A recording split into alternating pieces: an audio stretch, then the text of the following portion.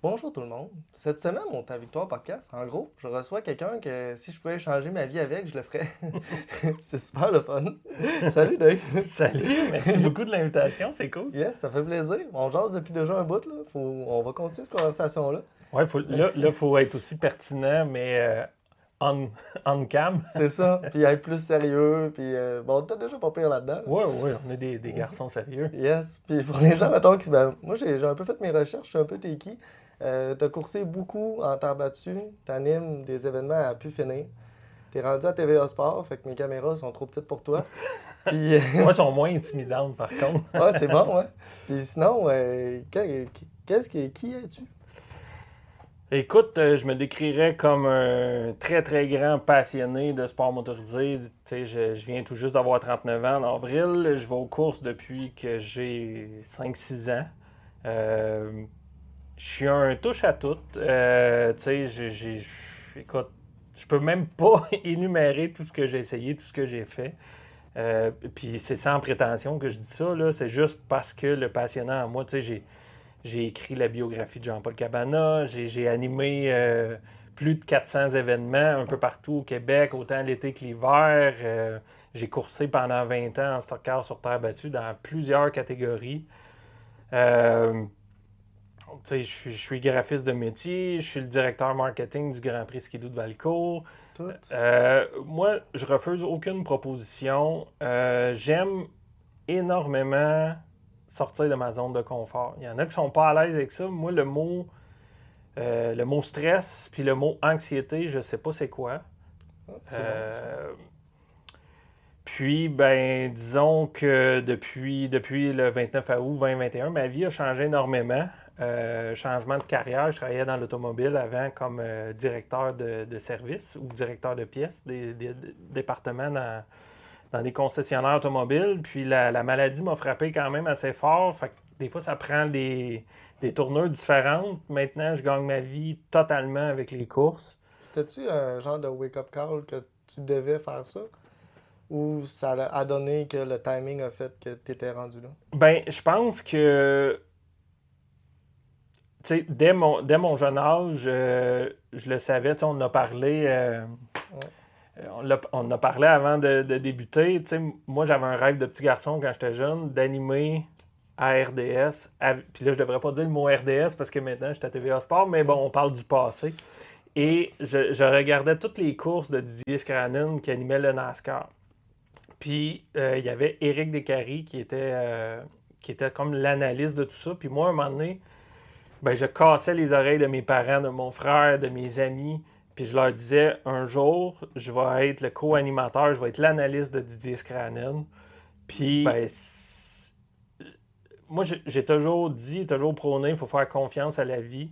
Puis il faut croire en ses rêves. Ben, le 21 septembre 2024, j'étais en studio à RDS. Pas RDS 2, pas RDS Info, RDS pour ma piste préférée en NASCAR, qui est Bristol. C'est la piste que j'adore le plus. En compagnie de Didier Scranen. Puis c'est mon pilote, un de mes pilotes favoris, pour qui j'ai une grande admiration, Kyle Larson, qui a gagné. Tout était là pour ma première. Puis c'est ça, tu sais, je me décrirais comme un passionné. Je vois encore autant de courses que j'en voyais avant, même que j'en vois plus parce que j'ai fait le choix de faire un petit peu moins d'animation pour pouvoir découvrir différentes choses. Tu sais, on en parlait, on a un passé, un parcours différent. Toi, tu connais beaucoup le rallye, tu connais la drift, tu connais le karting parce que tu le pratiques. Ouais. Moi, je n'ai jamais vu de course de drift et respect à ces pilotes-là, je veux absolument en voir parce que justement, ça me fascine. J'ai vu beaucoup de vidéos, mais mon horaire était toujours en conflit avec les courses de drift. Puis je veux vraiment découvrir ça. Euh, c'est probablement la seule chose que j'ai pas animée. Ça et du rallye, c'est les deux seules choses que j'ai pas animées dans ma vie. C'est sûr que tu serais bon, là. Ben, j'aimerais ça si un jour il y a un promoteur qui veut de moi pour du rallye ou pour de la drift, c'est sûr que je vais y aller à bras ouverts. Ah, mais je veux de toi, en fin de semaine prochaine, je te l'ai dit tantôt, là, il me faut animer une zone spectateur. Viens, Viens, j'ai besoin d'aide. C'est en Beauce, c'est pas loin. Ouais, ben je regarderai. Écoute, c'est sûr que là, pour cette année, l'horaire est quand même assez booké. C'est sûr. Mais je dis pas non. Fait que, c'est ça, écoute, comme présentation, tu sais, je suis un gars super simple, un gars qui s'intéresse énormément à la mécanique, qui a joué dans les organisations, mais qui a été longtemps pilote. Fait que j'ai comme un pied de chaque côté. Je connais l'envers de la médaille. Je sais qu'est-ce que les promoteurs vivent. Je sais aussi qu'est-ce que les pilotes vivent. Euh, C'est complètement malade. Mais là, moi, souvent, je repars du début. Là, j'aime ça, c'est souvent bien le fun. Tu vas aux courses depuis que tu as 5 ans. ouais. C'est qui t'a amené? En fait, mon père, mécanicien de métier, à la base, connaissait comment je dirais ça, un carrossier, un gars qui faisait du body, parce que mon père était à ce moment-là directeur de service dans un concessionnaire Ford. Moi, je viens de Drummondville. Puis, son atelier de carrosserie débordait beaucoup. Fait qu'il envoyait ça en sous-traitance à un monsieur qui coursait en stock car sur terre battue, en catégorie Sportman, pour les gens qui connaissent ça. Puis, je me suis assis dans la voiture. Puis là, j'ai attrapé la piqûre. C'était à l'automne. Fait que là, j'ai dû attendre tout l'hiver. Fait que dans mon agenda à l'école, dans mes cahiers, je dessinais des autos de course. L'auto de course avait le numéro 33. Le monsieur s'appelait Robin David. C'était un monsieur qui était quand même assez impressionnant. Un grand monsieur mince qui venait de l'accélération. Puis qui coursait depuis 1973. Là, on recule peut-être. Là, on est rendu en 98 à peu près, là, quand j'ai commencé à être dans l'équipe. Puis ce monsieur-là, en fait, m'a tout appris. À couper, à driller, à préparer des morceaux pour faire un moteur, à balancer une voiture de course, faire les ajustements. Puis j'ai même, à un moment donné, j'achetais des pinceaux puis de la peinture, puis j'ai commencé à peinturer, à lettrer les voitures de course. Oh ouais. J'en fais maintenant avec du vinyle. Là. Maintenant, je me suis adapté, je fais des raps. Là. Mais tout ça partit un peu de là, puis on allait aux courses à l'autodrome Granby. Assidûment tous les vendredis. Moi, j'aurais aimé ça aller à l'autodrome Drummond le samedi, mais c'était un petit peu une cause de divorce si on allait aux courses avec mon père 2 soirs de fil. Fait que j'allais moins à Drummondville jusqu'à temps que je devienne plus autonome, puis que j'aille ma voiture ou que un petit peu avant ça, j'aidais justement ce monsieur-là, Robin David. Fait que ça a commencé beaucoup avec une implication aux courses. Mais avant ça, j'y avais été un petit peu en spectateur, là, peut-être de 6 ans à aller jusqu'à 10 ans. Puis après ça, quand j'ai commencé dans l'équipe de course. Tu as commencé à 11 ans dans une équipe de course. Oui, dans le fond, comme je te disais, mon père connaissait un monsieur qui avait une voiture de course. On allait aux courses depuis une couple d'années en spectateur à l'autodrome Granby. Puis est arrivé ce monsieur-là. Quand j'étais jeune, la relation a énormément changé avec mon père en vieillissant. Mais à ce moment-là, mon père, il aurait fallu que je sois capable de faire les choses avant de les avoir faites une première fois. Oh. Fait que le fait d'aller dans une équipe de course avec un monsieur qui, à cette époque-là, avait 61 ans, coursant encore, avait énormément d'expérience. Puis ce qui est le plus cool dans tout ça, c'est que lui, il m'a appris à aller aux courses avec rien. Faire du nœud avec du vieux. Ce qui est plus possible maintenant parce que le sport motorisé coûte une fortune. Des classes économiques, ça n'existe plus en 2025.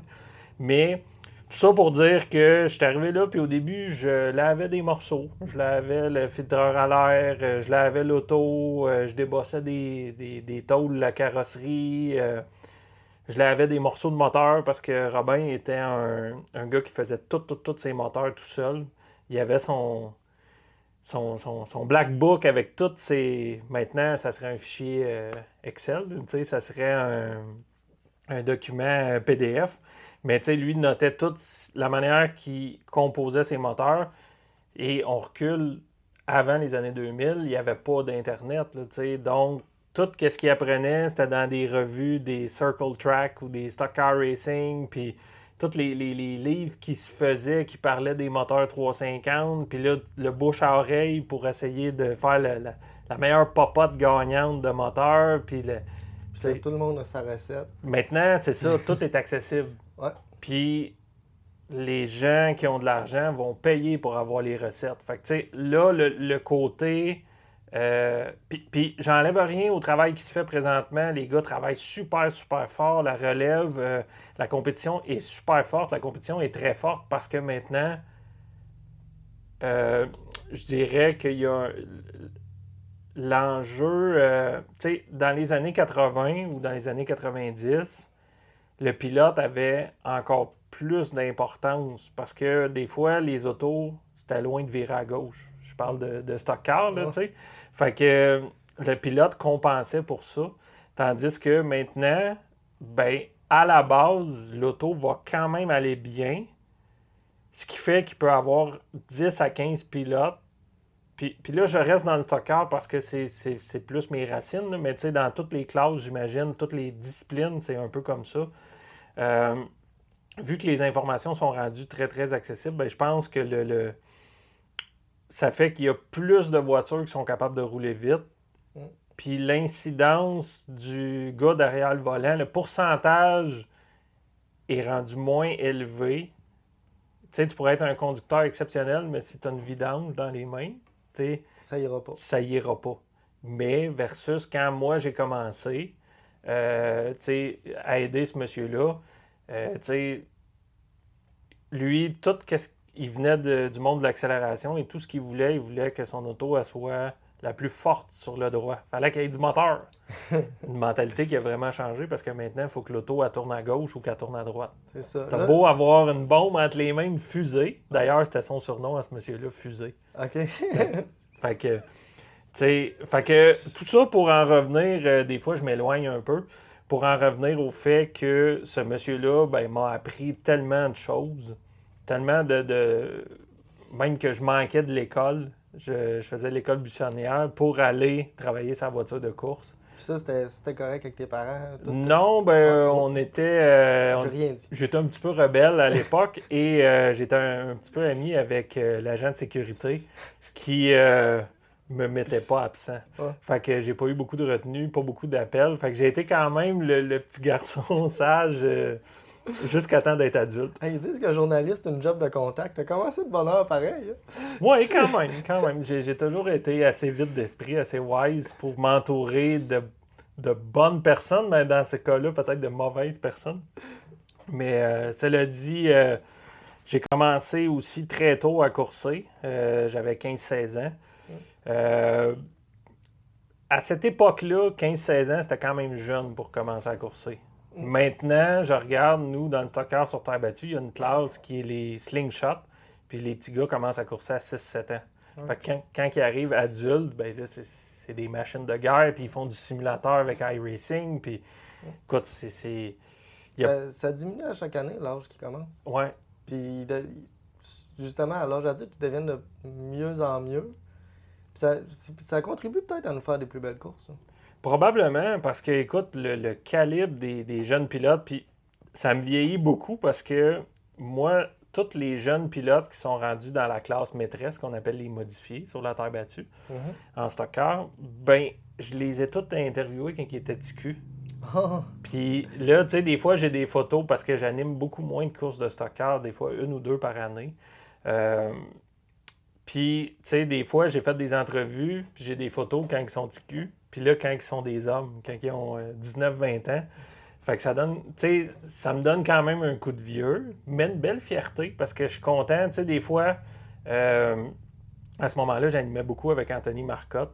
Puis, tu sais, on se disait tout le temps, hey, ces pilotes-là, un jour, là, ça va être des champions, ils vont rouler dans la grosse classe, puis tout. Puis, tu sais, on voyait le potentiel de ces petits bonhommes-là, même quand que, tu sais, moi, à 6-7 ans, là, je faisais des courses de bicycle à pédale, puis j'aurais pas pensé... Je rêvais d'être dans une voiture de course, mais j'aurais pas pensé être dans une voiture de course.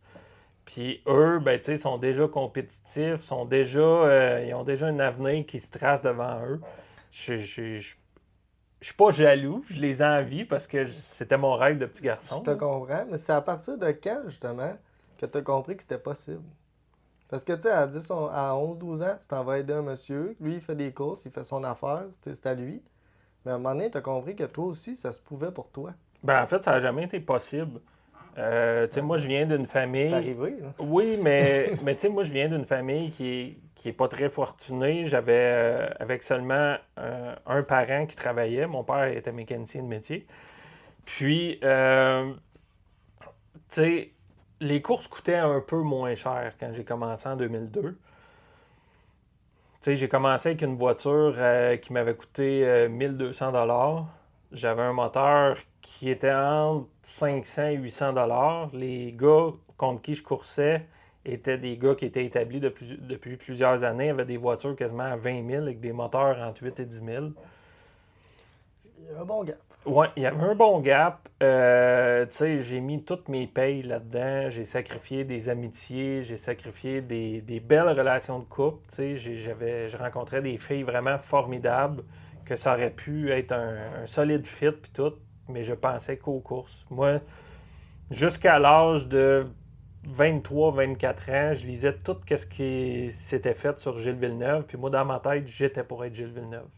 Oh, tabarouette. J'avais. Rien de moins. Mais j'avais pas la détermination, j'avais pas la volonté et je voulais pas faire de sacrifices.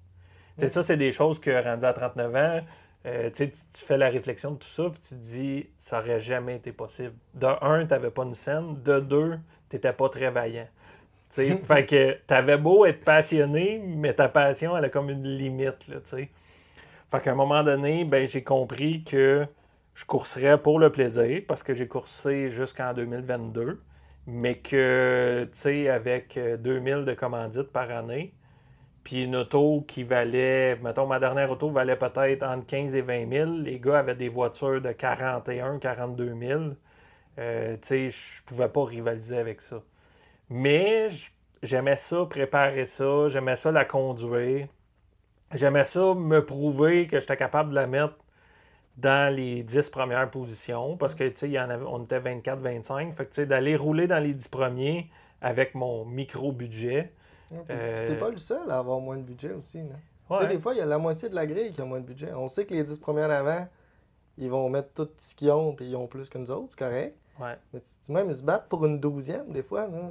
C'est le fun. C'est pas lui que le commentateur va parler, là. Ouais. Mais des fois, c'est super le fun, là.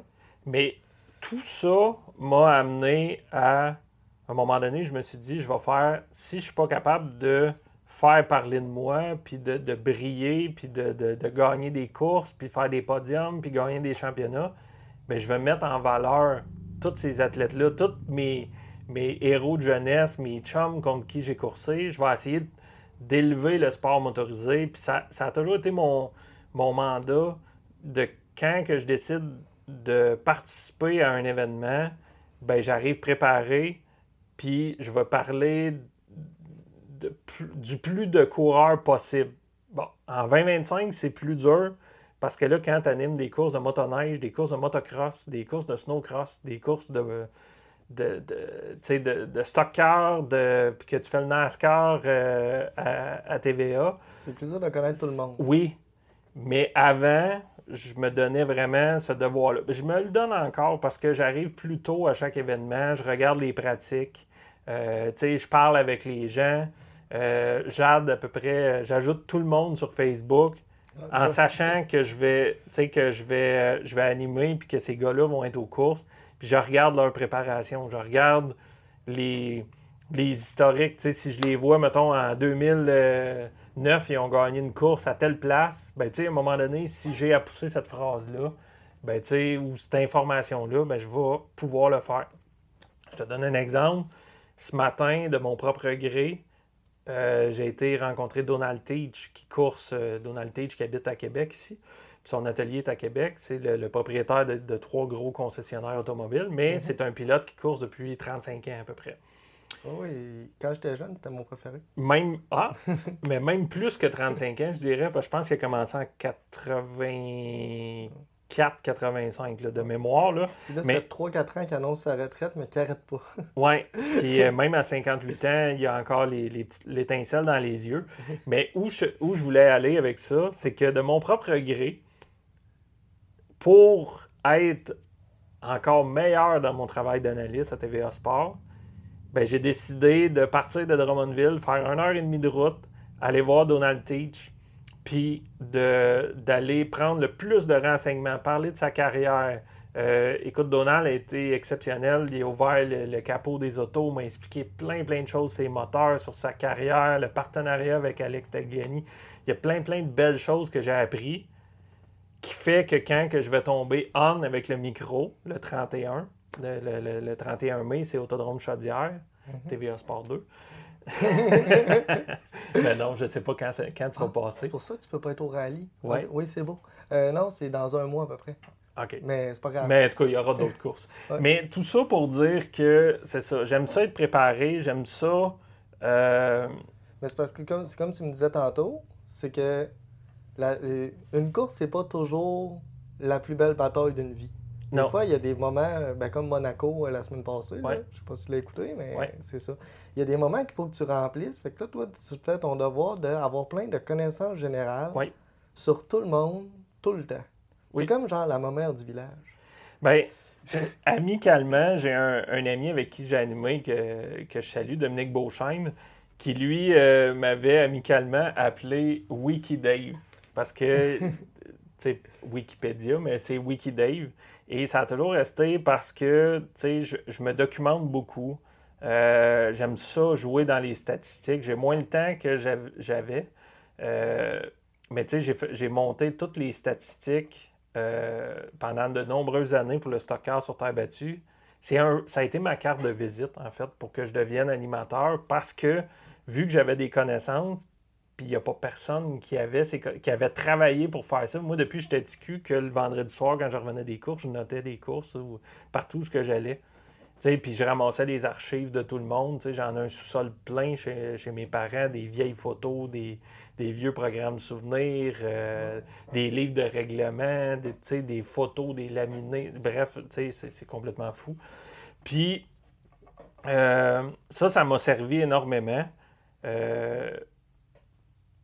Il y a beaucoup de bénévolat là-dedans, mais à ce jour, je suis quand même fier de le faire. On a fait le lancement d'un site Internet qui est une base de données avec toutes des statistiques qui s'appelle memorialterrebattue.com.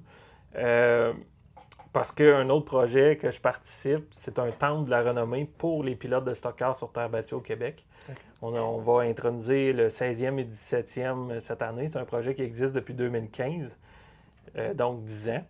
Puis, on a fait un site Internet, mais sur ce même site Internet-là, en plus d'avoir toutes les infos sur les pilotes qu'on a intronisés, bien, il va y avoir aussi toute la base de données de statistiques qui a été faite de main de maître par Tommy Lafleur, qui est un gars qui est pas un amateur de caméra, qui est comme il est la tête derrière tout ça, mais qui a fait un job phénoménal, là.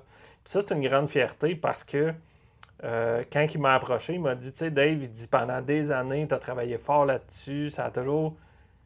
Tu sais, ça a servi quand tu animais le soir même, il y a certains pilotes qui t'écrivaient, mais il dit, si tout le grand public pouvait voir le travail que tu as fait, ça serait vraiment cool.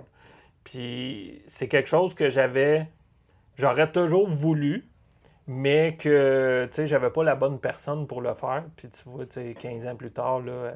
Ce site-là est à jour. Il est lancé là, depuis une semaine. Fait que tu es en train de le réussir, là, ton devoir de faire connaître le sport. Là. Bien, c'est ça, tu sais. Puis quand tu m'as appelé, puis tu m'as dit, hey, tu viendrais-tu à mon podcast? Oui, parce que plus on parle de sport motorisé, bien, plus on va le faire connaître. Puis que tu sois passionné de drift, que tu sois passionné de rallye, que tu sois passionné de motoneige, de course, d'ovale ou de snowcross, de motocross ou même de stock-car, reste qu'on a tous quelque chose en commun. Ben oui, puis j'irais même plus loin que ça. Les pilotes d'avions acrobatiques, le snowboard, le freestyle, là, le freestyle motocross. Tout le monde, là, que c'est de l'adrénaline qui s'en va chercher. Ouais. Puis, tu sais, On aurait tout avantage à se faire un gros meeting dans un centre communautaire à 25 000 personnes, puis on apprendrait à connaître 24 999 personnes intéressantes. Oui, probablement, parce que, tu sais, qu'est-ce qui est le plus beau chez un être humain, c'est la passion. Ouais. Puis, tu sais, pour avoir plusieurs gens qui ont rentré dans ma vie à différents moments, puis que je les amenais aux courses, tout ce qui ressortait de ces personnes-là, c'est le monde sont donc bien intenses, sont donc bien passionnés. Tu sais, le sport motorisé, c'est une grosse famille. Puis c'est quand même assez tissé serré parce que, je vais te donner un exemple. Ben, on en a parlé off-record en 2021, j'ai eu un cancer stade 4 que j'ai sorti miraculeusement. Je n'irai pas dans les détails tout de suite, mais tout ça pour dire que quand ça a sorti publiquement, ben, il y a eu une grosse vague d'amour, mais j'ai eu des messages de pilotes, d'équipiers, de tous les rayons de sport motorisé, tu sais. Tout le monde, Puis, tout le monde, tout le monde, tout le monde. Tu sais, quand tu reçois un message de Patrick Carpentier, tu en reçois de Louis-Philippe Dumoulin, que tu en reçois de Bertrand Godin, qui est un ami maintenant, mais tu sais, que tu en reçois un petit peu de toutes les sphères, même si jusqu'à date, tu t'es impliqué plus dans le stock-car sur terre battue, ça donne une idée de la portée, tu sais, puis il avait fait des collants spéciaux avec ma face puis mon 2, parce que moi j'ai 2 aux courses. Puis, tu sais, ça a été distribué dans plein de pistes de course, puis il y en avait sur presque toutes les autos. Tu sais, il y a plusieurs, les gars de course, 360 Nitro, en ont parlé, qui sont des web télé, puis des sites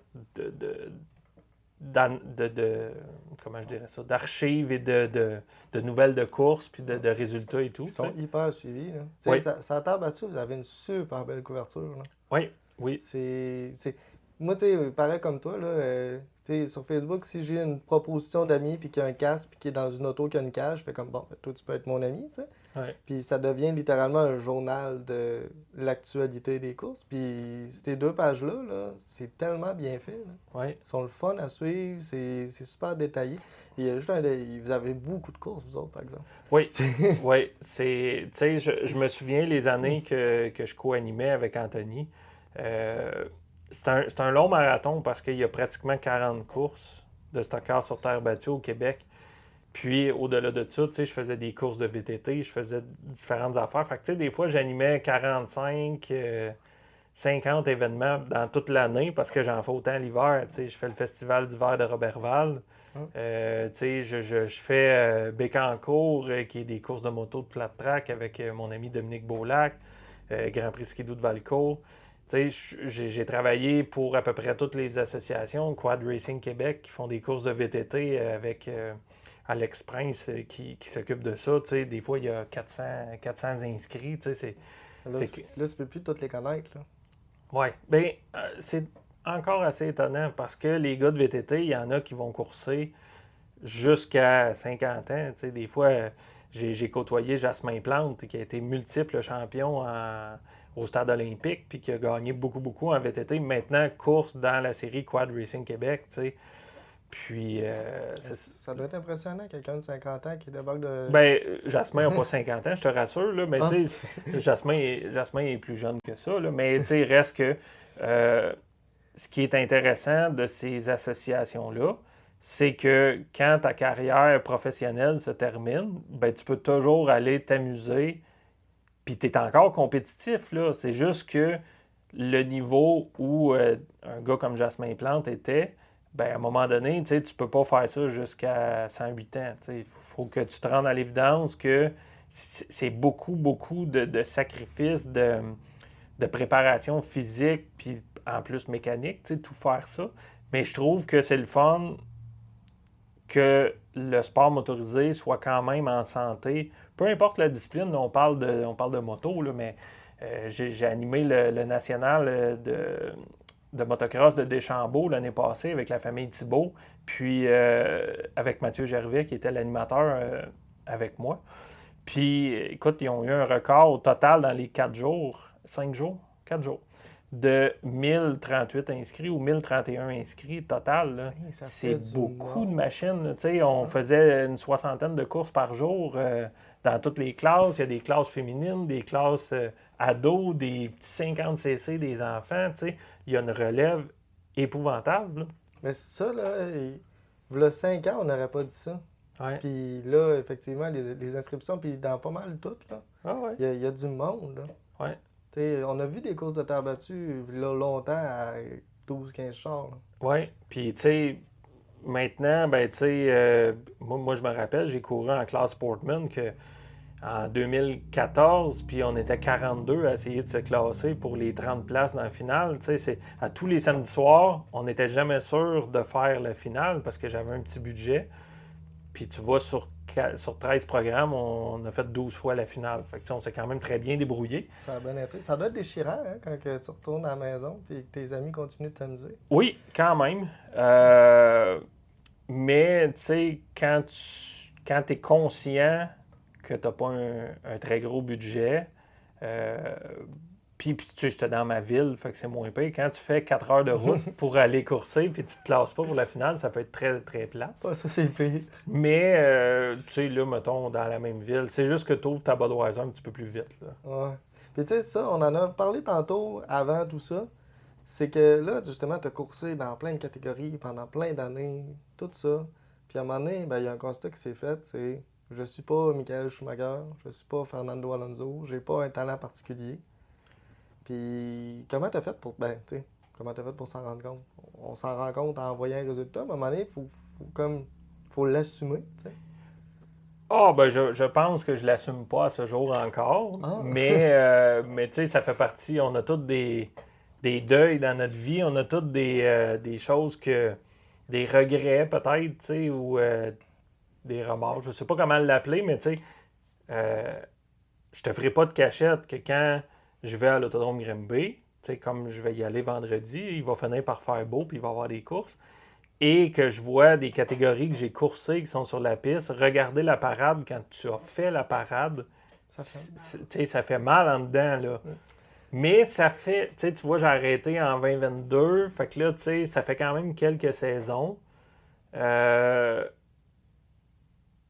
Je fais la paix avec moi-même quand que je vois un accident, puis que je vois les autos super brisées, puis je me dis l'argent, puis le temps que ça prend à refaire ça.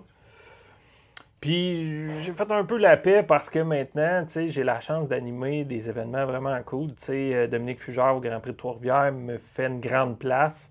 Ça, c'est ce qui fait que j'ai eu une place à RDS aussi. Tu sais, c'est en grande partie Gérard Saint-Germain qui m'a fait rentrer dans la gang. Puis après ça, Dominique Fugère qui a aimé ce que j'ai fait puis qui m'a amené un peu à RDS aussi, tu sais. Fait que...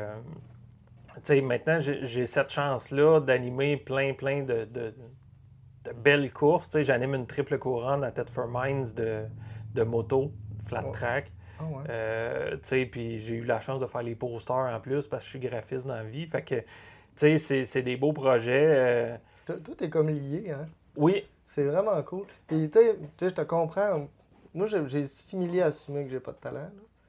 Ou le talent de quelqu'un d'autre, mais on se dit tout, c'est peut-être si j'avais pratiqué plus, tu sais. Ouais. Moi, je pense que j'avais quelque chose. J'avais quand même un certain talent que j'ai pas pu faire valoir parce que j'avais pas le budget pour aller vers. Tu sais, ma dernière auto, mon Mod Light, en 2020, quand je suis arrivé avec cette voiture-là, je pense que j'aurais eu une voiture qui était quand même très compétitive, qui avait été bien montée. Mon père retraité avait passé l'hiver à tout assembler ça. Puis, tu sais, l'angle des pédales à gaz, le tableau de bord, les cadrans, la suspension. Tu sais, on avait mis beaucoup de pièces. On l'avait upgradé beaucoup. On l'avait parti du frame sèche, comme on dit, tu sais. Puis, tout passer les lignes à break à notre goût. Puis, tu sais, j'avais investi un petit peu plus de sous. Là, c'est le temps qui manquait. C'est tout le temps ça, il manque toujours un élément, tu sais. Fait que là, j'avais plus le temps, mais j'aurais eu un petit peu plus d'argent. Puis peut-être un petit peu plus de commanditaires. Mais là, j'avais plus le temps de travailler sur l'auto, puis là, de juste la conduire, c'était pas pareil. On dirait que quand tu mets pas la main à la pâte, c'était pas pareil, j'aimais pas ça, tu sais. Ouais, puis ça fait partie du plaisir de préparer le char. Ouais. Puis là, ben, je pouvais plus avoir la tête juste à préparer la voiture de course. Je trouvais que ça s'en venait de plus en plus dur. Est arrivée la pandémie, et après la pandémie, les coûts ont monté fois 1000. Là, puis dans tout, là, c'est pas juste dans le sport motorisé. C'est vous autres en temps battu qu'il y avait une pénurie de pneus? Ouais, il y a eu la pénurie de pneus pendant la pandémie, là. Mais au-delà de tout ça, là, les autos ont pris des tournures. Je parlais même à Donald Tate ce matin, une voiture de NASCAR Canada qui valait aux alentours de 100 000 est rendue presque le double. Ah ouais? La même voiture, là, oui, il y a de la technologie de plus qu'en 2021, mais 2020. Mais reste que ça reste un châssis tubulaire avec une suspension de course, un moteur. Les moteurs sont rendus dans les près de un petit peu plus que 60 000.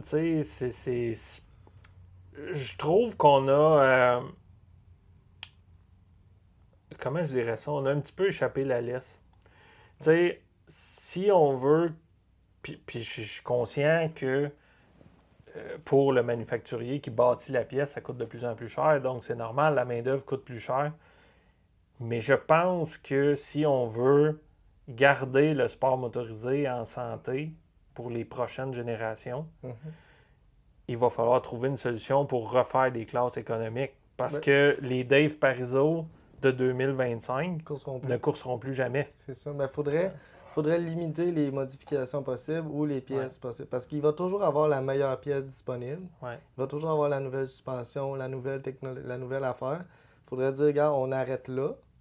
Mais en même temps, si les 10 premiers en avant sont capables de se le payer, pourquoi on arrêterait? Oui, mais à un moment donné, s'il reste seulement les 10 premiers, ça ne sera plus les mêmes courses. C'est là que ça marche pas. C'est là que pas tout le monde partage mon point, mais c'est pas grave, c'est mon opinion personnelle que je pense qu'il faudrait vraiment réfléchir, peu importe la discipline, à avoir des catégories plus économiques. Je parlais tantôt là, de VTT et de moto de flat track que je vais animer à Thetford Mines.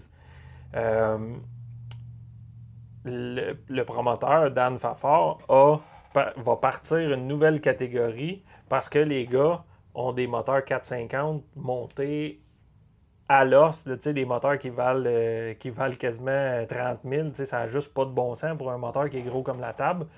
Puis c'est plus accessible. Puis là, Fait que là, ils vont faire une catégorie qui est plus stock. Genre obligé au gaz de pompe puis toutes ces affaires-là. C'est ça, d'essayer. Parce qu'à un moment donné, oui, ta relève de millionnaires, c'est correct, ils vont tout le temps suivre. Les pilotes qui ont un papa qui a beaucoup d'argent pour backer, va backer un certain temps, c'est correct. Mais c'est pas... faut que tu penses aussi au petit pilote qui va arriver avec sa petite équipe, sa petite famille, que lui, il veut s'amuser, il veut vivre sa passion, mais il veut pas se mettre dans la rue et hypothéquer sa maison. Sinon, il va devenir juste spectateur. Ouais. Juste. Puis il viendra pas spectateur longtemps parce qu'à un moment donné, il va dire « Hey, moi, j'ai déjà fait la parade, là, ça me tente plus d'aller juste payer pour les voir. » Ouais. Parce que moi, mon expression pour ça, c'est comme aller aux danseuses, pas d'argent. Ouais. Aller aux courses, pas de char, là, c'est pareil. C'est ça. Tu regardes, t'es comme « Ah, je peux pas toucher. » Ouais. C'est ça qui se passe. Ouais, c'est un bon parallèle. Mais tu sais, cela dit, je sais que c'est excessivement dur pour les promoteurs de pistes de course de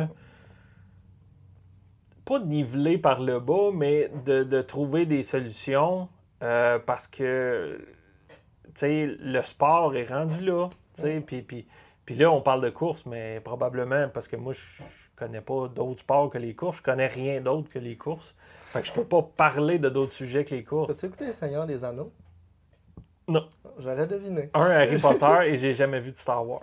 OK. Bon, bienvenue dans le club. Fait que moi, c'est pas...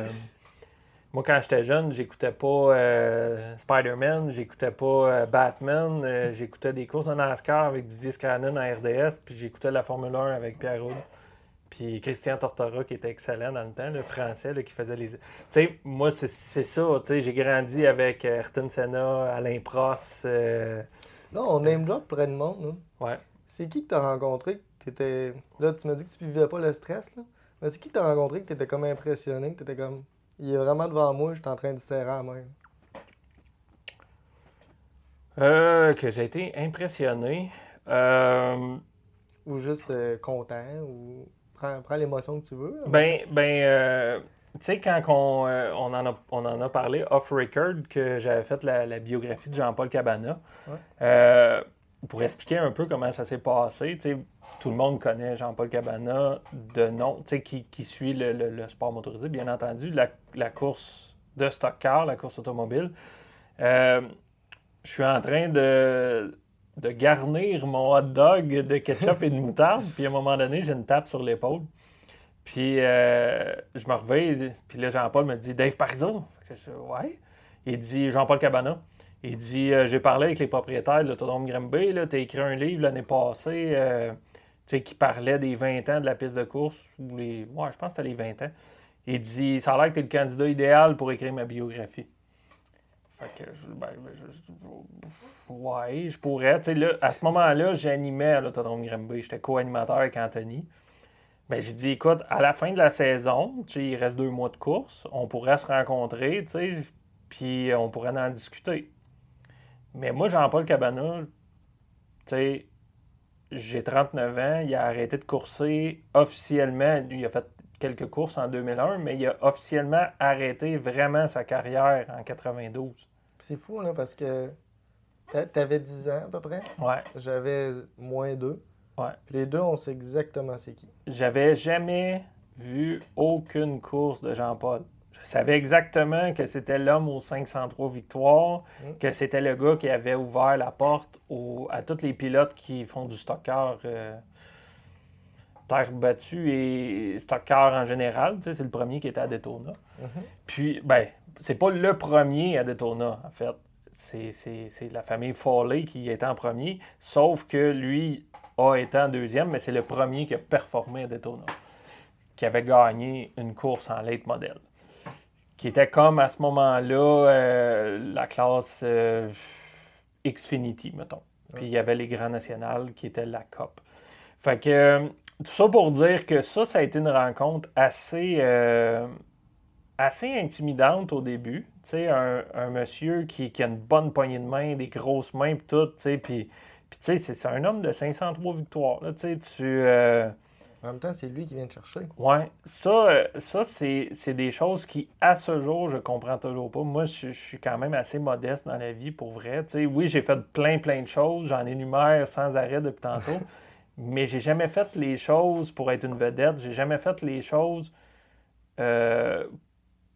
pour être meilleur qu'un autre. Ça a toujours été dans le but de vivre ma passion. Puis moi, je suis quelqu'un, comme je l'ai dit tantôt, j'aime ça sortir de ma zone de confort, j'aime ça essayer plein de choses, je carbure au projet. Fait que ça soit de l'écriture, que ça soit des designs, que ça soit n'importe quoi, tu sais, j'adore toutes les courses. Puis j'adore toutes les courses. J'ai pas de... Tu sais, mes racines sont du stockard sur terre battue, mais demain matin, je suis disponible, tu me dis on va voir un rallye, ou on va voir de la drift, ou on va voir le motocross à Sainte-Julie, je vais être willing. Mais pour vrai, je vais te texter pour ces affaires-là. Ben oui, ça Parce va me faire plaisir. que c'est pas comme si on était à 10 ans, là. Ah ouais. Je veux dire, on embarque dans un de nos 2 pick-up, là, puis on est parti. Ouais. Puis Mais tu sais, pour revenir aux gens, aux belles rencontres, ben, tu sais, Jean-Paul en est une. c'est ça, puis après ça, tu l'as côtoyé pas mal, là. Ouais. Il est comme même devenu un ami. Oui, c'est devenu quasiment un deuxième père. Écoute, j'avais une chambre chez eux. Sa biographie, je l'ai écrit dans son musée, avec tous ses trophées, toutes ses affaires. C'était mon bureau pour écrire. Wow. Puis là, si quelqu'un comprend pas le parallèle, mettons, là, c'est comme si tu étais en train d'écrire la biographie à Wayne Gretzky dans le hockey, mettons. Ou Mario Lemieux. Ouais, oui, ouais. Je te dirais... J'essaie de trouver le meilleur. Là. J'aurais peut-être dit Maurice Richard, parce que Wayne Gretzky, c'est quand même un gros level. Là, j'ai pas écrit celle de Richard Petty, mettons. Là. Ouais. Mais c'est ça. Mais j'ai eu plein de belles rencontres. J'ai rencontré Patrick Carpentier dans un événement à Napa. Vraiment un chic type, pour vrai. J'ai adoré parler avec lui.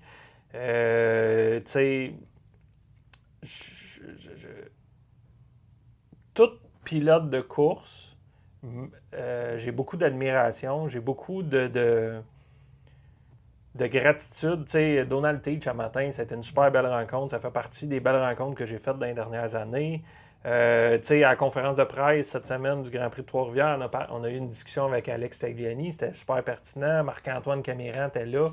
Tu sais, j'ai passé des super bons moments avec Andrew Ranger, qui est un ami depuis plusieurs années.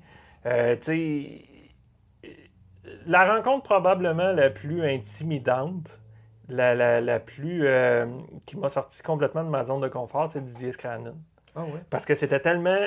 Puis pourtant, je l'avais un peu côtoyé au Grand Prix de Trois-Rivières, mais là, d'arriver puis de dire « Hey, à soir, on va être 4 heures assis un à côté de l'autre à jaser devant je sais pas combien de spectateurs qui nous regardent. Ouais. Puis là, tu sais, la télévision, c'est pas une place que tu peux manquer ton coup bien des fois, là, tu sais. Non, puis c'est comme nous autres ici aussi, là. T'as pas le feedback instantané, là. Ouais. Tu sais, moi, je suis un gars qui essaye souvent de faire des blagues. C'est bien le fun d'aller faire un show d'humour. Tu fais ta blague, les gens rient, tu sais que c'était drôle. Tu fais ta blague, les gens rient pas, tu sais que c'était pas drôle. Ouais. Là, tu sais pas si les gens aiment ça ou s'ils aiment pas ça, puis 3-4 heures, c'est long, là. Ouais. Ça doit être très intimidant. Mais, oui, sauf que, tu sais, Didier, dans notre introduction, voyons, j'en déparle. On n'est pas à télé, c'est correct. Ouais, c'est moins pire. Mais ça arrive à la TV aussi, là. Je suis loin d'être parfait, tu sais, ça fait... C'était la 4e fois que je faisais de la TV, là, fait que c'est pas... dont la 2e fois live, fait que, tu sais... mais tout ça pour dire que j'ai perdu complètement ce que je m'en allais. Tu travaillais avec Didier? Oui. Tu co-animais, tu étais analyste, puis oui. lui, il commentait. Ouais. Puis là, vous étiez 4 heures à décrire une course qui était, je pense, c'était-tu Bristol? Oui, c'était Bristol avec Kyle Larson qui a gagné et tout. Tu sais, ça, c'est ça. Ça a été une rencontre intimidante, sauf que dans l'intro qu'on voit studio, tu sais, avant qu'on tombe pour la course, Didier m'a mis tout de suite en confiance. Parce qu'il a tout de suite dit aux téléspectateurs qu'il était avec Dave Parizeau, qui était c'était sa première fois à la télévision, puis tout, mais que c'était un gars chevronné qui avait fait plein d'événements, puis tout, puis que vous allez avoir du fun à le découvrir, puis, fait que ça a comme, ça a droppé mon stress que j'avais énormément, Tu étais plus stressé de Didier que du public. Ça se peut-tu? Ça? Oui, j'étais intimidé par Didier. Parce que, je l'avais tellement regardé dans ma vie que je voulais être à la hauteur des attentes de Didier. Puis quand on a fini le show, il m'a serré la main, puis il dit, je continuerais ma carrière encore longtemps si j'avais des gars préparés comme toi à mes côtés. Puis on a jasé énormément. Il m'a demandé mon histoire, mon cancer, j'y ai compté. On a ses débuts quand il animait du motocross, le super motocross. On a parlé de plein de choses. Il y a eu un malaise de santé à un moment donné au Grand Prix de Montréal. Il coursait en Formule 500. Il était pit reporter dans les puits, puis il a fait une crise de cœur. Fait que, il m'a parlé de tout ça. Fait que, on a bâti quelque chose d'assez intéressant en très peu de temps. Puis c'est un peu tout ça qui fait que j'aime les courses. Quand on parlait tout à l'heure de passion, je trouve que le contact humain, la majorité du temps, c'est le fun. Je pense qu'il y a... le sport mérite d'être connu. Puis je dis le sport en général, là, je favorise aucune discipline à la base. Là. Puis je pense que tous les petits podcasts comme le tien, les pages Facebook, c'est tout ça qui fait qu'à un moment donné, plus il va y avoir de gens qui vont partager leur passion, plus ça va devenir grand. Puis moi, tranquillement, je commence à avoir une vitrine meilleure en étant en télévision. Puis c'est un peu ça que je voulais. Avoir un exutoire pour être capable de vraiment démontrer que c'était hyper... que c'était cool, les courses, puis le sport motorisé, puis tout. Puis que c'est pas juste du monde qui vont battre des chars. C'est ça. Moi, c'est ce que j'essaie de casser, parce que honnêtement, je suis rendu à 31 ans, là.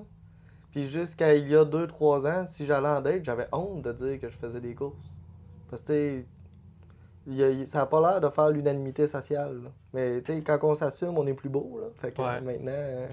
ben oui, on fait des courses puis on aime ça, là, c'est correct. Là. Ah ouais. Puis... Mais je pense que c'est pire, peut-être, ici, à Québec. Oh ouais, les grandes villes, là, je pense que c'est pire parce que moi, dans le centre du Québec, Tu sais, j'ai jamais eu ce jugement-là, tu sais, puis... Mais, tu sais, pour la plupart, ils vont connaître la Formule 1, ils vont savoir c'est quoi la Formule 1. Ben À oui. la limite, un petit peu le NASCAR, mais tout le reste... Mais c'est ça le problème, c'est que même dans le temps de la Formule 1, il y a 10 articles dans le journal qui disent que le Grand Prix c'est donc bien polluant puis donc bien pas beau. Puis il y en a deux qui parlent des résultats. Ouais. On est un peu, ça va pas là, tu sais. Ouais. Mais c'est pas... Ici, c'est le hockey, hein. Fait Ouais. que, puis ça va être très, très dur, voire impossible À changer. à changer. Mais, tu sais, chaque petit pas est une victoire dans ma Ben oui, tête. puis Puis on- tu sais, je vais me battre avec ça jusqu'à la fin de ma vie. ouais, puis on va réussir à la gang. Puis mettons que tu avais à recommencer, tu sais, aujourd'hui. Tu sais, on en parlait tantôt, les catégories, ça coûte de plus en plus cher. On sait plus par où passer parce que pour le commun des mortels, faire des courses, c'est tough. Il y a quand même des catégories qui sont une belle porte d'entrée. Tu sais, si tu avais recommencé aujourd'hui, tu passerais par où? Je sais pas. En toute honnêteté, je sais pas si je ferais du stock car. Tu sais, j'aime beaucoup, beaucoup la moto. Tu sais, les motocross, je trouve ça vraiment cool. J'aurais probablement pas eu la rigueur et voulu faire les sacrifices. Je sais pas, c'est une bonne question parce que il y a plein de catégories qui m'auraient intéressé. J'ai jamais fait de circuit routier, de road race. C'est quelque chose que j'aurais aimé. Euh, je sais pas. Honnêtement, je me suis pas arrêté à ça parce que j'essaie de me questionner le moins possible Ah, sur un retour possible de course. ah c'est ça le truc. Tu sais, la dernière catégorie, j'ai coursé, les Mod Light ont coursé à Trois-Rivières avec les légendes modifiées. Puis, l'auto que j'avais, je l'avais vendu à un ami qui a couru à Trois-Rivières. Et ça, c'est probablement l'expérience que j'aurais voulu faire. Ah. Tu sais, je les regardais, puis ça me semblait vraiment cool. Puis j'aurais aimé ça, faire le Grand Prix de Trois-Rivières une fois dans ma vie. C'est sûr que ma vie n'est pas finie. Là, tu sais, j'ai 39 ans. Peut-être que ça peut se faire plus tard. Écoute, je le fais cette année, je te prête le char l'année prochaine. J'ai acheté juste pour ça. Hein. Ouais. Le légende, c'est juste pour Trois-Rivières. OK. Je vais aller essayer l'Oval parce que, tu sais, il est là. Mm. Mais le but, c'est vraiment de faire Trois-Rivières. Puis ça fait pas longtemps qu'il y a les légendes. Puis c'est sûrement le moyen le moins cher de faire Trois-Rivières. Ouais, probablement. Mais par contre, j'ai tellement de plaisir avec la gang à l'animation que. Puis tu sais, rendu à 39 ans, là, tu sais, puis c'est zéro pour me plaindre, là, mais tu sais, j'ai quand même assez souffert côté santé dans les 5 dernières années. On dirait que l'enjeu de peut-être me faire mal ou d'être magané puis d'hypothéquer certaines parties de ma vie me tente un peu moins qu'avant. Euh, le degré de compétition en moi est pas mal moins élevé qu'avant. Plus je vieillis, moins je suis compétitif. Fait que là, t'es bien où ce que t'es. Fait que, mais par contre, l'adrénaline, la vitesse, tu sais, j'ai acheté une CRG avec un moteur Rotax, tu sais, puis là, je veux rouler plus, je veux m'organiser, je me suis acheté une petite remorque, là, j'ai un VUS parce qu'avant, j'avais une auto. Fait que, tu sais, aller faire, mettons, 30 minutes de lapping une fois par semaine, je pense que ça va être suffisant. J'ai plus le besoin de me battre contre d'autres pilotes. OK. Tu sais, j'aimerais mieux avoir deux chums qui achèteraient des machines comme la mienne, puis diraient « Hey, mercredi soir, on va-tu rouler? » Tu sais, puis ça serait cool. Puis après ça, tu sais, on s'est amené un cooler, puis on prend une petite bière en disant « Hey, dans le 5, là, on est venu vraiment proche, puis c'était vraiment cool, tu sais. Mm. Puis quand tu reviens chez vous, tu la laisses dans le trailer, tu barres le trailer, puis si ça te tente pas d'y toucher pendant un mois, tu y touches pas. Mais j'ai plein de solutions pour toi, on en parlera après. Même pour vrai, là. Ouais. Tu sais, en tout cas, il y a plein de moyens, puis en plus, tu sais, on a tout un enjeu de temps, là, Ouais. que louer des autos, ça devient pertinent. Oui, parce que c'est ça. Moi, je peux plus consacrer des semaines à préparer ça. C'est plus possible avec mon emploi du temps. Fait que, tu sais, moi, il faudrait que j'arrive avec mon pack-sac. Mais, tu sais, je suis pas Jacques Villeneuve, je suis pas Alex Tagliani, puis je suis pas Patrick Carpentier, puis je suis pas Indro Ranger. Fait que le téléphone ne sonnera pas pour ça. Non, c'est ça, ils vont pas t'offrir un volant. Là. Non, ça se passera pas. Ouais, puis moi non plus, le gars qui a commencé à 30 ans, il est pas intéressant. Non, C'est en ça. bas de 18 qui est intéressant. Ouais. Ouais. Fait que t'es direct sur ton ex, puis là, à 39 ans, justement, là. Je sais qu'on en a parlé avant, fait que j'aurais pas le punch, mais c'est pas grave. C'est où tu vas être, là, dans 5 ans? Ben, j'ai dit à la blague, tu sais, c'était notre première, le 18 mai, c'était notre première pour NASCAR Canada. C'est un nouveau projet à TVA Sport. TVA Sport qui avait pas beaucoup de sports motorisés. Ils ont rentré la Formule E l'année passée avec Charles-Antoine, que j'ai rencontré, qui est super cool, qui fait la description. Puis Bertrand, qui est à ses côtés, Bertrand Godin. Puis, tu sais, il nous faisait visiter tous les studios. Puis à un moment donné, on est arrivé dans le gros studio où ils font le hockey. Puis là, j'ai dit à notre réalisateur, à Dominique, j'ai dit, hey, moi, j'aimerais ça, là, à 45 ans, animer la Formule 1 assis là, tu sais. Fait que là, tu me dis que je vais avoir interviewé le prochain Pierre Wood.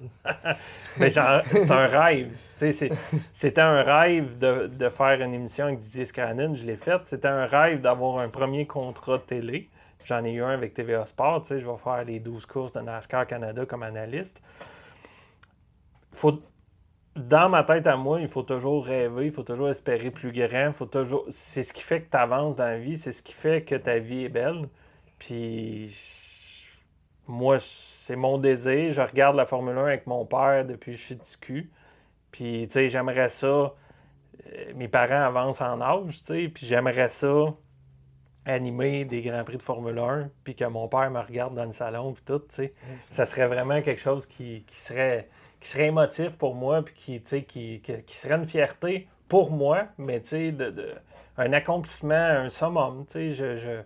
Je pense que je serais capable de le faire. Je pense que je suis capable de me documenter suffisamment. Je suis capable d'être professionnel. J'ai pas de trouble à pas mettre de casquette, de me faire la barbe, puis d'avoir un habit cravate. J'ai zéro problème avec ça si c'est pour un jour animer la Formule 1. Mais je suis sûr que t'es capable. Mais chaque chose en son temps. Tu sais, la télévision, c'est une nouvelle adaptation. Quand tu animes des événements sur place, comme tu le disais tantôt, t'as le pouls, tu sais, t'as tout t'as l'adrénaline qui est devant toi, tu sais, t'as les courses, t'as les spectateurs, tu sais, tu peux y aller un petit peu plus avec des blagues, des insides, tu sais, t'as moins besoin d'être toujours euh, dans le rectangle, tu sais, t'as moins besoin d'être parfait. La télévision, ben, tu sais, c'est la gestion des caméras, c'est la gestion de la posture, c'est la gestion de comment tu vas décrire les choses. Parce que, tu sais, on se fera pas de cachette. NASCAR Canada, c'est pas connu comme la Formule 1.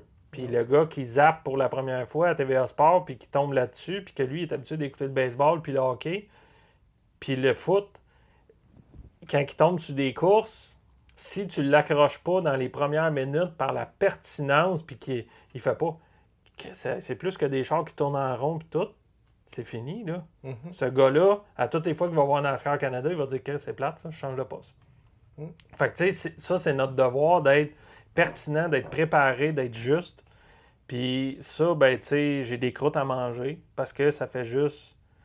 Tu sais, le 31 mai, ça va être la troisième vraie fois que je fais de la TV live. Oui, sauf que t'as animé 400 quelques événements. Ouais, mais tu sais, c'est pas pareil. C'est deux mondes complètement différents.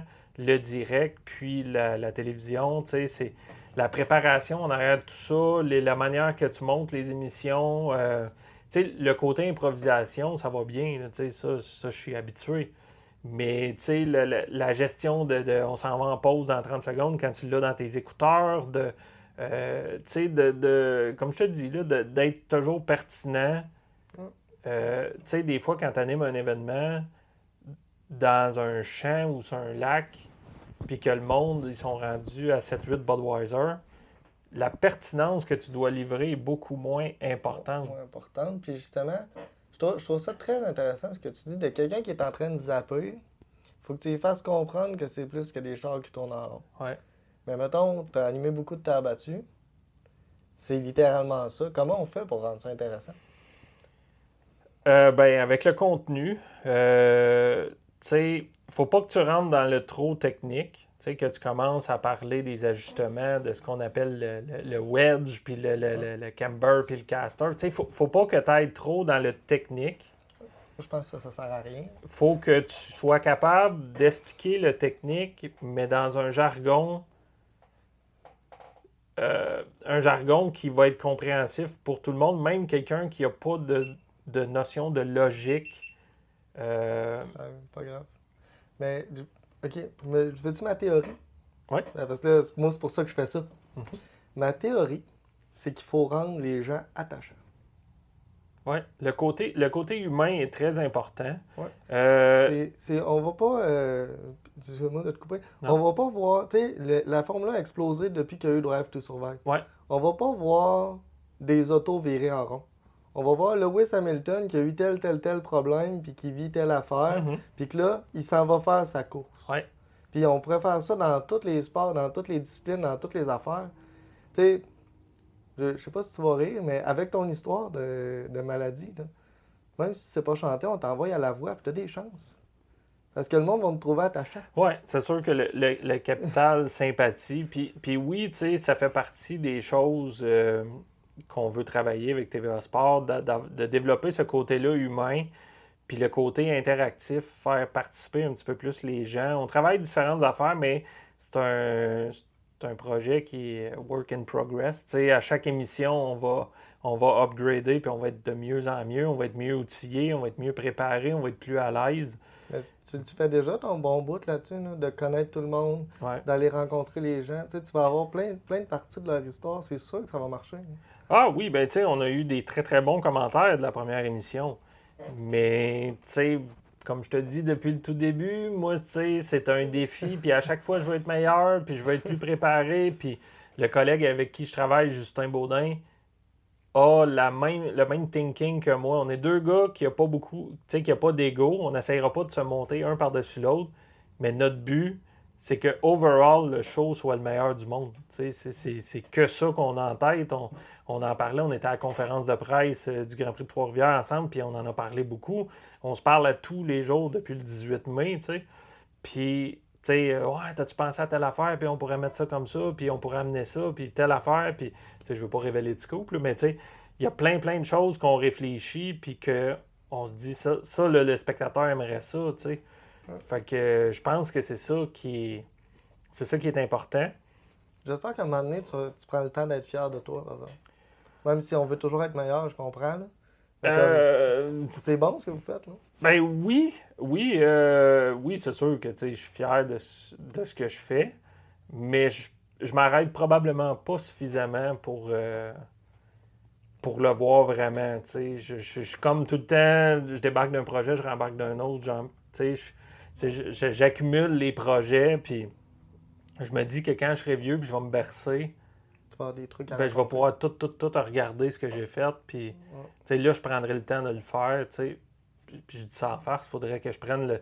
Mais je le vis quand même, je vis le moment quand même beaucoup. Je fais plus attention qu'avant, la veille de TVA, je me suis couché super de bonne heure, puis j'ai pas pris d'alcool, puis j'ai été vraiment hyper tranquille. Fait que ça, ma préparation, ça aide énormément. Mais... Un adulte responsable. Ben, j'essaye parce que, comme je te le dis, la TV, c'est un one-shot deal. Fait que tu peux pas manquer ton coup, faut que tu sois à la hauteur. Puis, admettons que je voudrais pas faire ça dans la vie comme métier, que ça serait juste une passion. Je pourrais me permettre puis de dire, bah, que si ça marche pas, je ferai d'autres choses. Mais là, c'est ça que moi, je veux faire. Je me vois là depuis que je suis tout petit. Pendant un bout, j'ai pensé que c'était pas possible. Puis là, je vois que c'est possible. Écoute, je vais mettre les bouchées triples s'il faut. Mais c'est sûr que je vais me rendre où je veux être. Je pense qu'on devrait finir là-dessus. C'est malade. C'est la plus belle fin. OK. C'est dingue. Ça fait plaisir. C'est vraiment une belle fin. Ouais. Hey, c'est pour vrai, là? Wow. C'est bien improvisé. T'es vraiment inspirant, là. Merci.